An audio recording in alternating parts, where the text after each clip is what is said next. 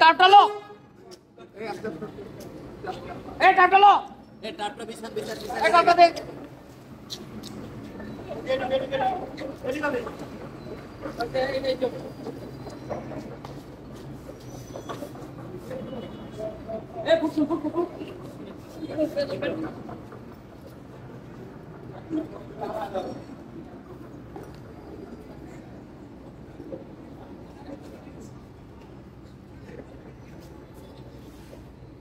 ঝোলা করে তো ঝোলা করে তো এই জলিল ভাই এই জলিল ভাই এই জলিল ভাই এই আরে ভাই এই জলিল ভাই কথা কন এই এই পানি পানি পানি পানি তো পানি পানি পানি এই পানি এই একটা কিছু আনো তো উসা করে পাড়া উসা আড়া এই একটু হবে না পাড়া পানি স্লো করে নিতে পানি এই জলিল ভাই পাড়া ধরো এই তো পানি ভাই পাড়া ধরো এই পানি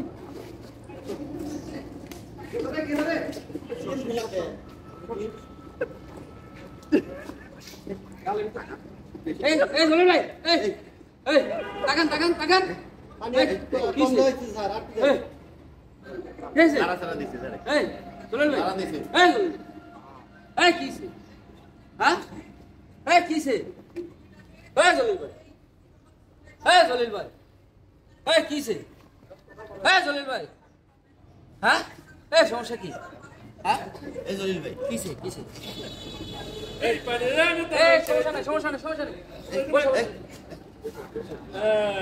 এদিকে ঘুরেন কেমন লাগে ভাই এখন ভালো লাগতেছে সকালবেলা এই পানি খাইছেন ঠিক মতো খান নাই না সকালে গোসল করছেন আমরা জাস্ট একটা ডেমনস্ট্রেশন করেছি এটা আসলে রিয়েল কিছু না এরকম হতে পারে আপনারা দীর্ঘ সময় রোদে কাজ করলে যদি পানি না খায় এবং রেগুলার যে খাদ্যাভ্যাস আছে এটা যদি সঠিকভাবে নিয়ম মাফিক না করে সেক্ষেত্রে কিন্তু এভাবে হেড স্ট্রোক হতে পারে হেড স্ট্রোক একটা মানুষের জীবন কেড়ে নিতে পারে হিট স্ট্রোকের ক্ষেত্রে যদি এইরকম হয় রোগীটাকে অবশ্যই আপনাকে প্লাট শুয়ে দিতে হবে শুয়ে দিয়ে পাটা 1.5 থেকে 2 ফিট উপরে রাখতে হবে এর মধ্যেই দেখা যাবে ইনশাল্লাহ ওই রোগীটা সেন্স ফিরে আসবে যদি সেন্স ফিরে না আসে সেক্ষেত্রে কিন্তু আমাদের অ্যাডভান্স যে মেডিকেয়ার অর্থাৎ অ্যাম্বুলেন্স সার্ভিস দিয়ে আমরা কিন্তু হসপিটালে পাঠিয়ে দিব এর মধ্যেও আমাদেরকে যদি ব্রিদিং ডিফিকাল্টিস থাকে সেক্ষেত্রে তাকে অবশ্যই অক্সিজেন অ্যাডমিনিস্ট্রেট করতে হবে আর যদি সিপিআর দেওয়ার প্রয়োজন হয় সেক্ষেত্রে সিপিআর প্রদান করতে হবে তবে অবশ্যই খেয়াল রাখতে হবে প্রশিক্ষিত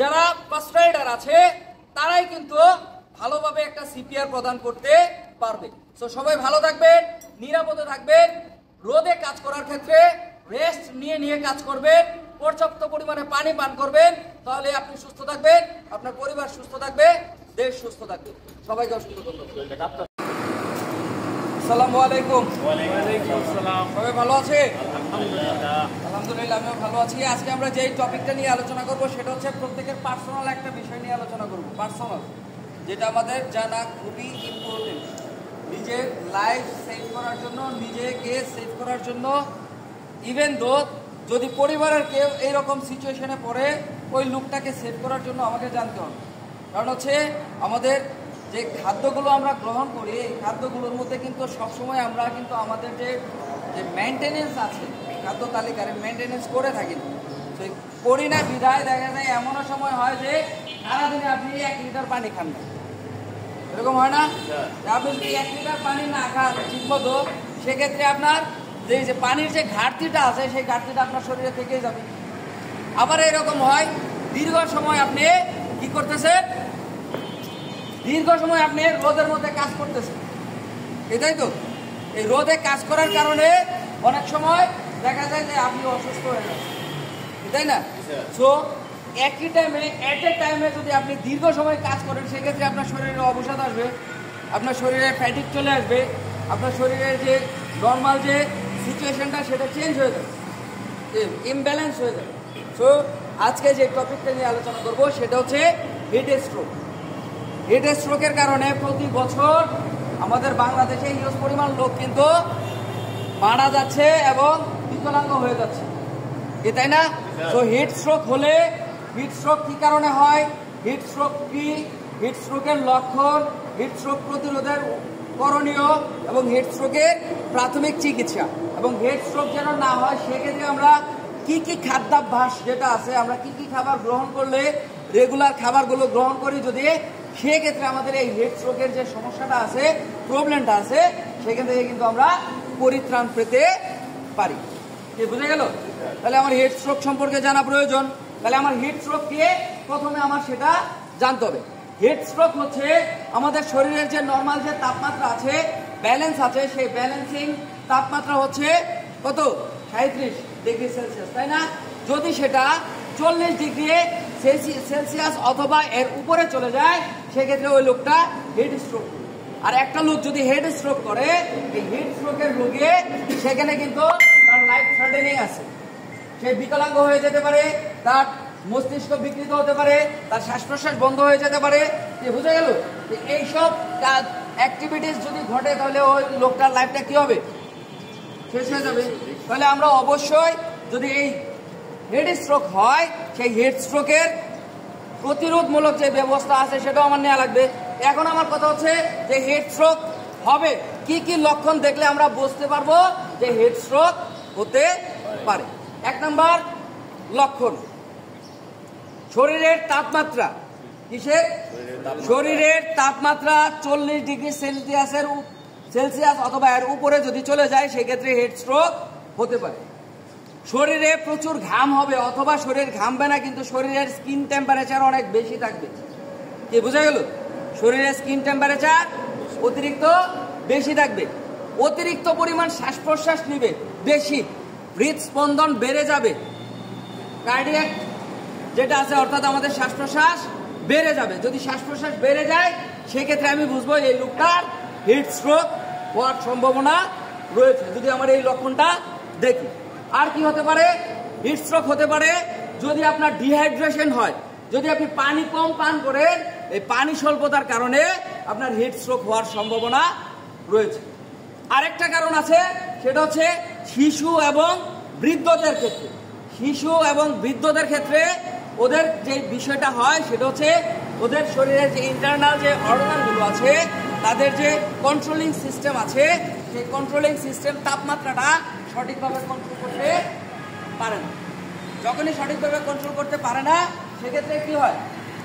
হিট স্ট্রোক হয়। এখন হিট স্ট্রোকের লক্ষণগুলো আমরা জানলাম। তো আরেকটা লক্ষণ হচ্ছে শরীর ফ্যাকাশে হয়ে যাবে, শরীর ফ্যাকাশে হয়ে যাবে, দুর্বল হয়ে যাবে, দেখলেই বোঝা যাবে যে চোখ গুলা অন্ধকার দেখতেছে, এই হঠাৎ করে মাথা ঘুরাইতেছে, কোনো কিছুই দেখতেছে না। এরকম অনেকে করে না যে ভাই আমি তো কোনো কিছু দেখতেছি না, কেমন জানি লাগতেছে। তখন আমার বুঝতে হবে যে এই লোকটা হিট স্ট্রোকের সমস্যা হতে পারে, এইরকম সিমটমস দেখা যাচ্ছে। কি বুঝা গেল? তাহলে এইরকম যদি হিট স্ট্রোকের সিমটমস দেখা দেয় সেক্ষেত্রে আমাকে কি করতে হবে? এর প্রাথমিক চিকিৎসা হিসেবে কিছু পদক্ষেপ নিতে হবে। তাহলে আমার যদি হেড স্ট্রোক হয়, ধরেন একটা লোকের হেড স্ট্রোক হয়েছে আপনার সামনে, তো এই হেড স্ট্রোক হলে সেই লোকটাকে কি করতে হবে? প্রাথমিক চিকিৎসা প্রদান করতে হবে। তাহলে হেড স্ট্রোকের প্রাথমিক চিকিৎসা হিসেবে কি করতে হবে? যদি কোনো ব্যক্তির হেড স্ট্রোক হয়, সেই হেড স্ট্রোকের রোগীটাকে প্রাথমিক অবস্থায় একটা পরিষ্কার এবং ফ্ল্যাট জায়গায় শুয়ে দিতে হবে। বুঝে গেল? কি করতে হবে? ফ্ল্যাট জায়গায় শুয়ে দিতে হবে। যদি শরীরের টেম্পারেচার বেশি থাকে সেই টেম্পারেচার যেন কমানো যায়, কমানোর জন্য ব্লোয়ার ফ্যান বা ফ্যান যেগুলো আছে এই বাতাসের বন্দোবস্ত করে দিতে হবে। শরীরের টাইট পোশাক থাকলে সেই টাইট পোশাক ঢিলে করে দিতে হবে। বুঝে গেল? টাইট পোশাক ঢিলে করে দিতে হবে। এখন কথা হচ্ছে ওই রুগীটা যদি অজ্ঞান থাকে, সিজার থাকে, সিজার মানে অজ্ঞান, ঠিক আছে? এখন ওই রুগীটা যদি অজ্ঞান হয়ে যায়, এই অজ্ঞান রুগীকে, এই রুগীটাকে যদি এরকম সিচুয়েশন হয়, ব্রিদিং ডিফিকাল্টিস আছে, সেক্ষেত্রে তাকে সিপিআর এর ব্যবস্থা করতে হবে। এখন আমি যদি সিপিআর না পারেন সেক্ষেত্রে সিপিআর দেওয়ার প্রয়োজন নাই, মানে আপনি পারেন না, কিন্তু বেশি সমস্যা হলে আপনি চেষ্টা করে দেখতে পারেন ওই রুগীটাকে যদি সিপিআর দিয়ে বাঁচানো যায়। এরকম যদি হয় যে ব্রিদিং ডিফিকাল্টিস হচ্ছে, সেক্ষেত্রে তাকে রেস্কিউ ব্রিথ দিতে হবে। রেস্কিউ ব্রিথ আমরা চেষ্টা করব দেওয়ার জন্য। আমরা তো জানি পূর্ণবয়স্ক মানুষের কতটুকু রেস্কিউ ব্রিথ দেওয়া লাগে, পূর্ণবয়স্ক হলো 12টা, আর শিশুদের ক্ষেত্রে হচ্ছে 20টা রেস্কিউ ব্রিথ দেওয়া লাগে, তাই তো, তাই না? তো রেস্কিউ ব্রিথ দেওয়ার চেষ্টা করব।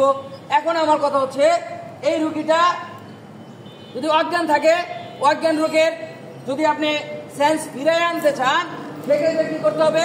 ফ্ল্যাট শুয়ে দিয়া পাটা 1.5 থেকে 2 ফিট উপরে রাখতে হবে। 1.5 থেকে 2 ফিট উপরে রাখলে ব্লাড সার্কুলেশনটা বেড়ে যাবে, রুগীটা সেন্স ফিরে আসার সম্ভাবনা আছে। কি বুঝা গেল? ইভেন ওই রুগীটাকে কোথায় পাঠাইতে হবে? প্রাথমিক চিকিৎসা শেষে হসপিটালে পাঠায়া দিতে হবে। এখন যদি আপনার কাছে অক্সিজেন অ্যাডমিনিস্ট্রেট করার জন্য অক্সিজেন সিলিন্ডার থাকে, সেক্ষেত্রে অবশ্যই আপনাকে অক্সিজেন অ্যাডমিনিস্ট্রেট করতে হবে। কি বোঝা গেল? অক্সিজেন অ্যাডমিনিস্ট্রেট করতে হবে যদি অক্সিজেন অ্যাডমিনিস্ট্রেট করার প্রয়োজন হয়। ঠিক আছে, ক্লিয়ার সবাই? তাহলে আমরা কি জানলাম? হেড স্ট্রোক কাকে বলে, হেড স্ট্রোকের লক্ষণ, হেড স্ট্রোকের কারণ, কি কি কারণে হেড স্ট্রোক হয়, হেড স্ট্রোকের প্রাথমিক চিকিৎসা। কি বুঝে গেল?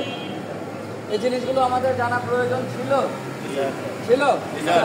এখন কথা হচ্ছে, এই যে আমাদের হেড স্ট্রোক হচ্ছে, এই হেড স্ট্রোক হওয়ার ক্ষেত্রে আমরা কি কি খাদ্যাভ্যাসের কারণে আমাদের হেড স্ট্রোক হচ্ছে, কি কি খাবার ঘাটতির কারণে আমাদের হেড স্ট্রোক হচ্ছে। আমরা যদি মনে করি যে প্রতিদিন আমরা আমাদের যে খাবার খাচ্ছি, সেই খাবার থেকে যদি নর্মাল যে মেনুটা আছে, চার্টের বাইরে যদি আমরা চলাফেরা করি, আমাদের কিন্তু এরকম সিচুয়েশন হতে পারে। সকালে একবার খাইলাম, রাতে একবার খাইলাম, এর মধ্যে আর কোনো খাওয়া দাওয়া নাই। আপনি পানি, একজন মানুষের প্রতিদিন মিনিমাম 4 থেকে 5 লিটার পানি পান করতে হবে। কয় লিটার? 4 থেকে 5 লিটার পানি পান করতে হবে। যদি আপনার কম হয়, সেক্ষেত্রে আপনার ডিহাইড্রেশন হবে। ডিহাইড্রেশনের কারণে একজন মানুষ হেড স্ট্রোক করতে পারে। কে বোঝা গেল?